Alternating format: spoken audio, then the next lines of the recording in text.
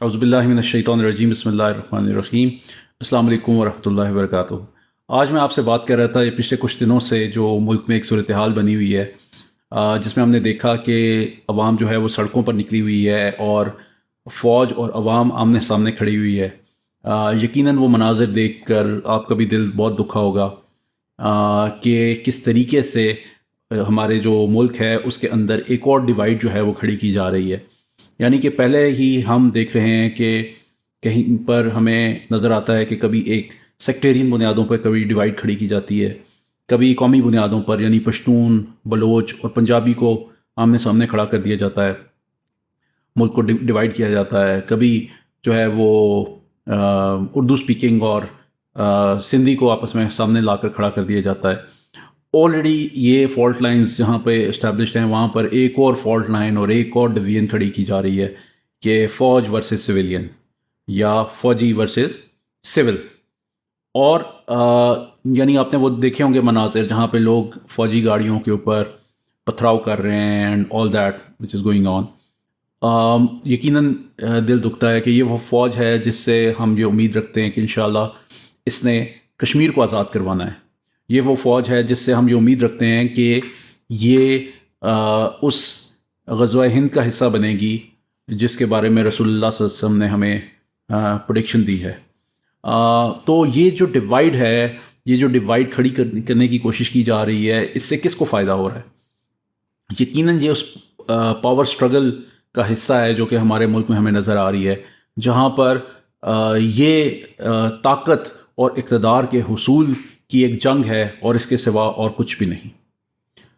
اور میں آپ کے سامنے یہ بات رکھنا چاہتا ہوں کہ دیکھیں، ہمیں نظر آتا ہے کہ اس وقت ہمارا ملک، ہماری سوسائٹی جس طرح سے ڈیوائیڈڈ ہے، اگر کوئی چیز اس کو یونیفائی کر سکتی ہے تو وہ صرف اور صرف اسلام ہے۔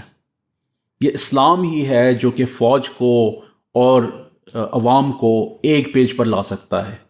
یہ اسلام ہی ہے جس کے اندر یہ اسٹرینگتھ ہے کہ یہ پورے ملک کو بلکہ پوری امت کو یونیفائی کر سکتا ہے۔ اور ہمیں نظر آتا ہے اپنی ہسٹری میں، آپ اٹھا کر دیکھیں کہ جب مدینہ کے اندر ایک اسلامی ریاست موجود تھی اور اللہ کے نبی صلی اللہ علیہ وآلہ وسلم کا وصال ہوا، یعنی ایک ایسا ٹریجک واقعہ تھا کہ سارے جو مسلمان تھے وہ شیک ہو گئے تھے۔ اس وقت جب یہ ڈیبیٹ آئی کہ کس کے پاس پاور جائے گی، کس کے پاس اقتدار جائے گا، کیا مہاجرین یا انصار، تو ہمیں نظر آتا ہے کہ اس وقت بھی ایک ڈیوائیڈ، ایک ڈویژن کریٹ ہونے لگی تھی۔ مگر اور یہاں تک یعنی بات آ گئی کہ کچھ نے کہا کہ ایک خلیفہ انصار میں سے اور ایک مہاجرین میں سے بن جائے۔ مگر اس وقت جس چیز نے مسلمانوں کو یونیفائی کیا تھا وہ کیا چیز تھی؟ وہ تھا اسلام۔ کیونکہ انصار بھی یہ جانتے تھے اور مہاجرین بھی یہ جانتے تھے کہ اسلام کی امپلیمنٹیشن، اسلام کی اسٹرینگتھ اور اسلام کی کے لیے یونائٹ ہونا، اس کے اوپر کوئی کمپرومائز نہیں ہے۔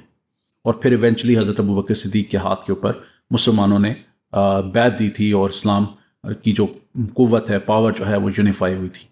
تو آج بھی اگر کوئی چیز یونیفائی کر سکتی ہے مسلمانوں کو تو وہ صرف اور صرف اسلام کی قوت ہے۔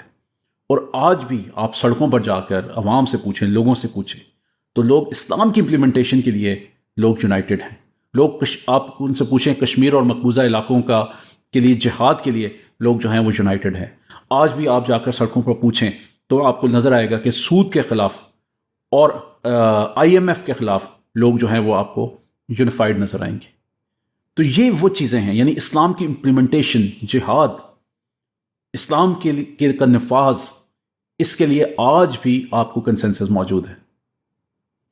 تو میرا یہ میسج ہے کہ اس وقت جو کال ہمیں اپنی افواج کے پاس بھی لے کر جانی چاہیے، اپنے لوگوں کے پاس لے کر جانی چاہیے، وہ یہ ہے کہ اس پاور سٹرگل کو چھوڑیں اور یہ ڈیبیٹ ختم کریں کہ بالادستی کس کی ہے، سویلین کی ہے یا ملٹری کی ہے، اور اس ڈویژن کو ختم کریں۔